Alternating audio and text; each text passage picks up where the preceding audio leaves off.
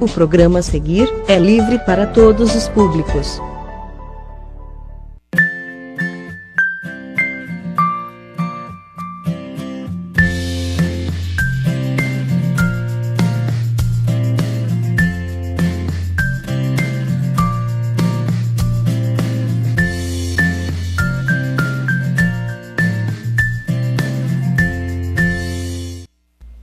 Olá, amados e amadas do Senhor. Cumprimento a todos vocês com a graça e a paz do Senhor Jesus.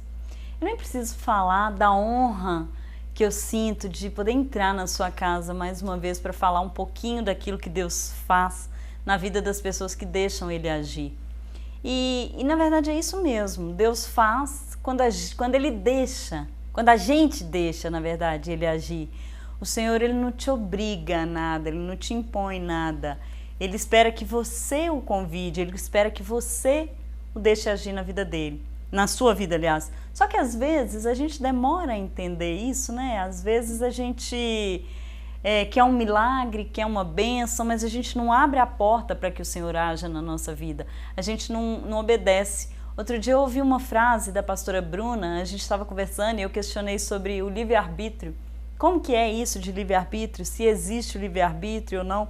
E ela estava me explicando que sim, existe o livre-arbítrio, mas a partir do momento que você escolhe ser servo, que você escolhe a vida de Deus, que você escolhe a vida com Deus, você abre mão do seu livre-arbítrio e aí as suas escolhas passam a ser as escolhas de Deus. E é somente quando você consegue fazer isso verdadeiramente, lá do fundo do seu coração, é que você vê a sua vida transformada. É que Deus tem poder para entrar e agir em todas as áreas da sua vida que precisam ser transformadas, que precisam ser modificadas, que precisam ser melhoradas. Quando você abrir mão de você, quando não for mais você que estiver vivendo, mas for Cristo que estiver vivendo em você, aí sim você vai ter uma vida transformada. E é isso que a gente vai contar aqui hoje. Hoje a palavra-chave desse testemunho é transformação. Uma transformação que só o Senhor pode fazer. A gente vai contar aqui hoje o testemunho da Ana Paula da Cunha. Oi, missionária, seja muito bem-vinda. É um prazer receber a senhora aqui, é um prazer te conhecer pessoalmente. Igualmente. A Poliana já tinha falado, mas eu não te conhecia. Seja muito bem-vinda. Obrigada, igualmente. É um prazer todo meu de estar aqui, né? Primeiramente agradecendo a Deus por essa rica oportunidade, né? E eu fico muito feliz de estar podendo contar o meu testemunho para que vidas, né, venham ser alcançadas. Eu quero agradecer a todos que me apoiaram, quero agradecer ao pastor lá, o pastor Alisson, né, juntamente com o pastor Pierre, ali a qual eu faço parte da comunidade da Glória de Deus, né? Pastores, uma bênção, um beijo no coração. Amo muito vocês, missionária Cláudia. Que Deus abençoe pelo apoio que vocês têm estado junto comigo. Eu também gosto muito do pastor Pierre. Pastor, tô te esperando aqui, tá, pastor Pierre? Tô te esperando para contar seu testemunho também, que é uma bênção. E Ana Paula, assim, você tem uma história de vida conturbada, né? Sim. Desde a infância, já houveram problemas desde a infância, né? Sim. E eu queria que você contasse um pouquinho para as pessoas que estão em casa, como que começou, como que foi a sua infância? Desde que você, assim, tem lembranças ou de coisas que sua mãe te contou, que outras pessoas te contaram, como que foi a sua infância? A minha infância foi assim, nasci num berço espírita, né? E nasci, cresci, porque quando, né, fui criada pelo meu avô, que era espírita, né, mas a minha mãe, e meu pai faleceu antes de eu nascer até, então eles que me criaram, então eu nasci naquela doutrina espírita, né, onde a gente cresce achando que está tudo certo, né, e eu cresci vendo o meu avô ali no espiritismo e olhava aquilo tudo ali, ficava pensando, até falava assim, gente, né, é aí que eu vou ficar, porque a gente acha que aquele mundo que você tá ali né, então você acha que tá certo. Fui crescendo, e eu, né, no meio de toda a parentela, fui a separada para quando ele viesse, né, a falecer, que eu estivesse ali. Então eu fui No lugar criada dele. para isso. Como que foi desde a infância mesmo, Paula? Você lembra de coisas da sua infância que você viveu, que aconteciam lá com seu avô, na sua vida? Coisas que... Sim. Porque tudo que acontece na nossa infância, de certa forma, fica uma marca para depois, Fica, né? verdade, fica. Assim, eu acompanhei um pouco de perto, né, os trabalhos do meu avô, né? Ele foi muito conhecido aqui em Sete Lagoas, porque ele mexia com gado, ele era recongo, minha mãe também. E ele como que eu falo? Ele foi conhecido em Sete Lagoas como Sombrósio, benzedor, por aqui, regiões. Então, assim, a minha infância, ela foi muito ali no meio do espiritismo. E quando eu lembro, ele fazia trabalhos, quando ele mais novo e eu pequenininha, e eu lembro que juntava aquela turma e ele fazia trabalho, pegava aquelas pedras, assim, batia no peito junto com, né, incorporado de espírito. E eu ficava ali observando tudo, mas não entendia, né, o que estava acontecendo, mas era aquele envolvimento de pessoas e tal. Lembro também quando ele ficava nervoso, né, já era obra do inimigo e ele rebentava tudo. E era aquela bagunça, tinha dia que ele estava bem demais, mas tinha dia que ele estava eufórico, eu não entendia por quê. Hoje eu sei, né? Então, assim, mas tudo bem, ele foi um pai para mim, entendeu? Acima de qualquer coisa, da religião, do que eu fui criada, ele foi um pai, né? Que eu não tive, ele e minha mãe.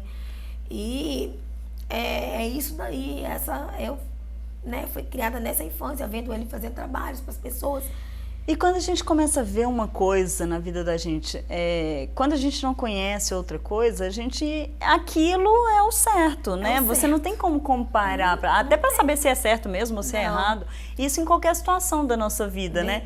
Por exemplo, eu lembro que quando eu era criança, meu pai tinha o hábito de leitura. Então, fim de semana, eu via meu pai deitado no sofá lendo, o fim de semana inteirinho, em vez de ver televisão, ele ficava lendo.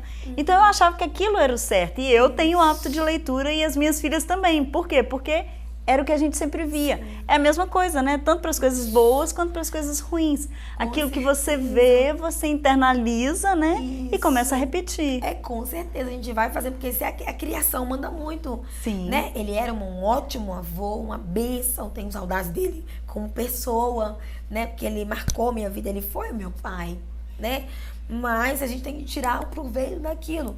E eu disse que o inimigo, ele já, como diz, né? Ele já começa ali a te olhar desde quando você está no ventre da sua mãe.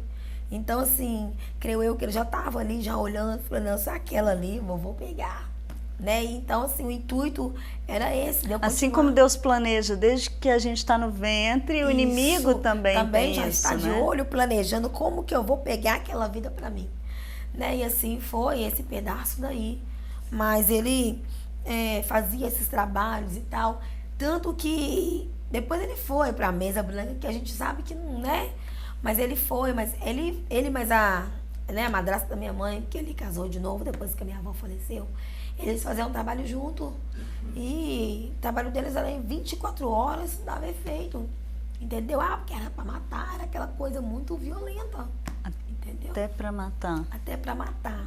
Então, assim, era violento. E aí ele falava que ele tinha que ir pra uma coisa mais tranquila, pra salvação dele quando ele tivesse mais velho e tal. Mas foi muitas vidas que, entendeu? Então, assim, as pessoas que conheceram ele, viram ele uma pessoa, né?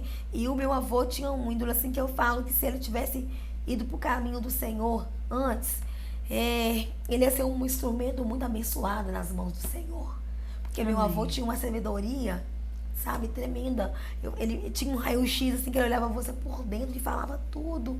Então, creio eu que ia ser uma bênção para a glória de Deus, né? Brigamos, assim, mesmo que eu não tinha ainda convertido, mas eu falava do amor de Deus para ele. Mesmo sem estar na presença, né? Eu falava do amor de Deus para ele. Mas, isso daí. Então... E você seguiu, Paula, aquilo que você aprendeu? eu com 11 anos de idade, primeira vez eu incorporei, né? Eu era, né, médium de incorporação. Eu incorporei na minha casa. Quando eu incorporei, minha mãe falou assim, mas disse que não entendeu o que estava acontecendo. E eles conversaram com minha mãe, eu tinha 11 anos de idade. Aí meu avô falou assim, ela é médium, tem que desenvolver. Foi aonde eu fui pro centro. Fui desenvolver, né, no centro de terreiro de Umbanda. E detalhe, assim, que a gente vê que já era mover de Deus ali, porque o inimigo, ele tentava me trazer de qualquer forma, mas Deus já tinha os planos dele. E os planos do Senhor, ele não pode ser frustrados de maneira nenhuma, né? Foi aonde eu fui tentar desenvolver o resto, e fui mesmo para Umbanda, sabe, pro Candomblé mesmo, e desenvolvi várias áreas, incorporava, era aquela coisa toda, e estava ali junto, firme, perseverante.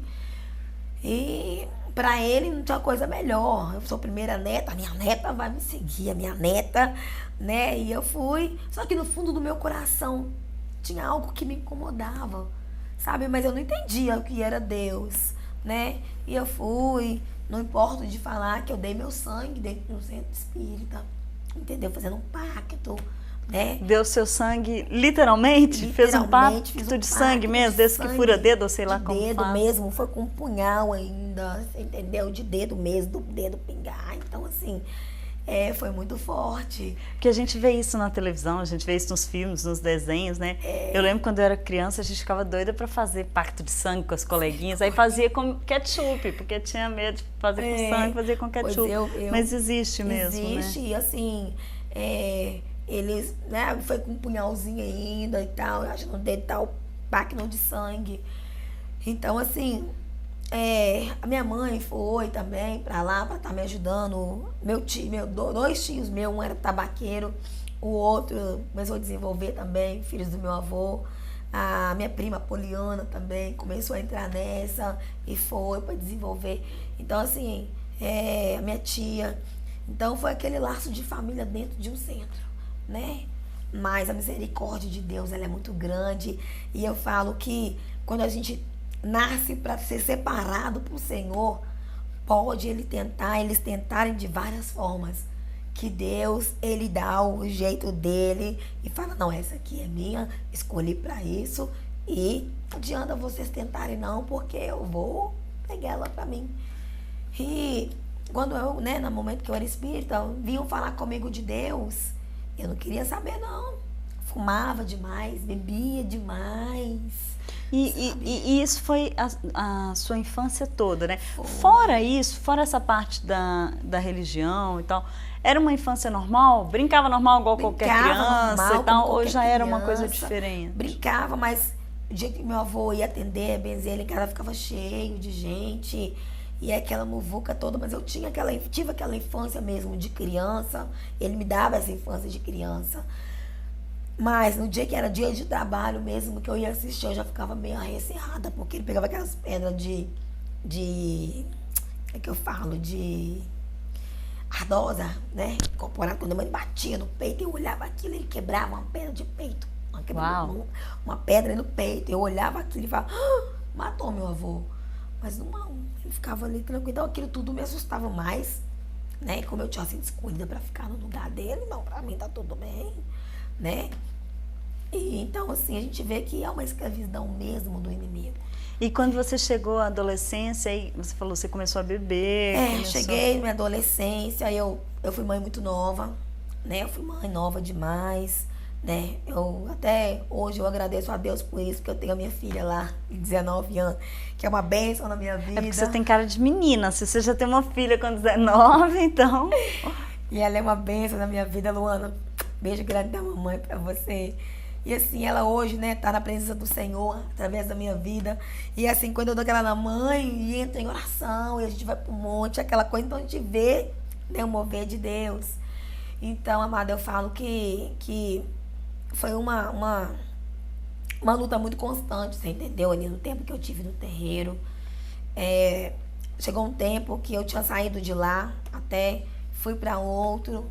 E aonde o pai de santo ali, não, que eu vou te ajudar, porque você, não sei o quê. E eles queriam me coroar como a mãe pequena do centro espírita. Já abria trabalho, aquela coisa toda. E uma vez, né, não sendo esse mesmo, o pai de santo, como eu saí, né, de lá, através de uma confusão e tal, eu saí. E ele falou comigo assim, eu vou te amaldiçoar e você vai secar como um sapo. Meu Deus. Paula, nós vamos fazer um intervalo pequenininho. Tudo bem. E você volta, e a gente volta rapidinho para você contar o que aconteceu depois dessa maldição. É rapidinho.